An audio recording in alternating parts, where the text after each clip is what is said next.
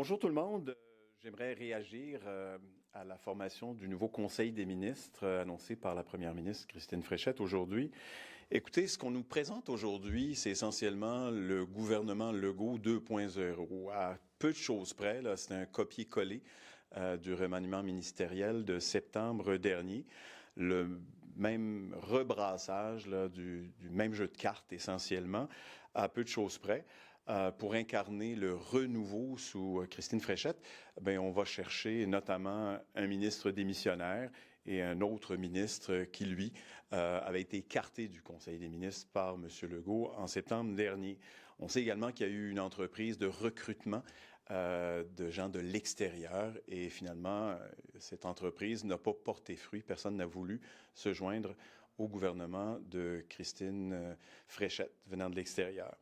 Il faut remarquer que 80% du budget du Québec demeure entre les mains essentiellement des mêmes ministres caquistes qui sont là depuis 7 ans et qui sont responsables de la gestion désastreuse de la CAQ depuis toutes ces années. Ce gouvernement, en fait, il me fait un peu penser là, à un restaurant qui décide de changer, de ne pas changer son menu, ni son personnel, ni même son nom, mais affiche nouvelle administration, nouveau départ. Christine Fréchette, d'ailleurs, on l'a mentionné ce matin dans un autre point de presse, a rompu, on le remarque, et je pense qu'il faut le souligner, un premier engagement, celui d'annoncer un cabinet minceur, un cabinet de taille réduite. Elle a exactement le même nombre de ministres que M. Legault, son prédécesseur. Et je vous dirais que ça n'envoie pas un message de rigueur ou de discipline budgétaire, alors qu'on sait que le Québec a enregistré sous la CAQ le pire déficit de son histoire et que dans toutes les sphères de la société, on en paye les conséquences aujourd'hui, mais la première ministre ne donne pas l'exemple à cet égard. Il y a plusieurs ministres aussi qui font partie du cabinet qui vraisemblablement ne seront pas sur les rangs lors du rendez-vous électoral de l'automne prochain. Certains l'ont annoncé, d'autres réfléchissent à leur avenir. Alors, qu'est-ce que ça dit sur ce gouvernement en fin de régime? Puis évidemment, bien, il y a des mécontents, il y a des démissions qui s'en viennent sans aucun doute, ou des gens qui décideront de ne pas se représenter aux élections, qui font partie de l'équipe gouvernementale. Je vous dirais également que pour les régions, là, on fait une tentative in extremis en récupérant un engagement du Parti québécois de nommer un ministre délégué aux régions.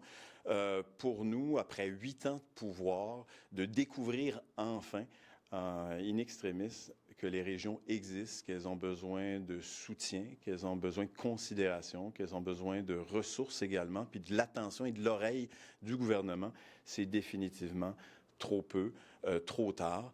J'en profite pour dire également que pour soutenir les régions, la première ministre avait annoncé qu'elle voulait abolir la taxe carbone, pour les agriculteurs face à une flambée des prix du pétrole. Je pense qu'elle doit remplir cet engagement-là, mais qu'elle doit également l'étendre au secteur de la pêche, parce que l'on conduise un tracteur ou un bateau, les frais liés à l'augmentation des coûts de carburant diesel sont les mêmes et la question de rentabilité se pose également pour toutes nos flottilles du Québec maritime, tout comme elle se pose pour les agriculteurs dans l'ensemble du Québec. Un dernier mot sur la parité. Elle est atteinte in extremis avec 12 ministres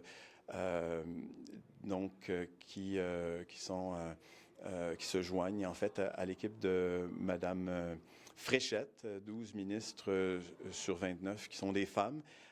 On a déjà fait mieux dans les gouvernements précédents, mais on salue néanmoins l'arrivée de quelques nouveaux visages, mais il faut quand même le dire qu'ils n'auront que 5 semaines de travaux parlementaires pour faire leur marque.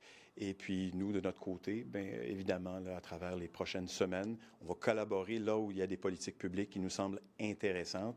Mais pour le reste, on continuera de demander des comptes, de rendre le gouvernement imputable de ces 8 années de gouvernance et surtout de faire des propositions positives pour les Québécoises et Québécois et pour l'avenir du Québec. Merci beaucoup.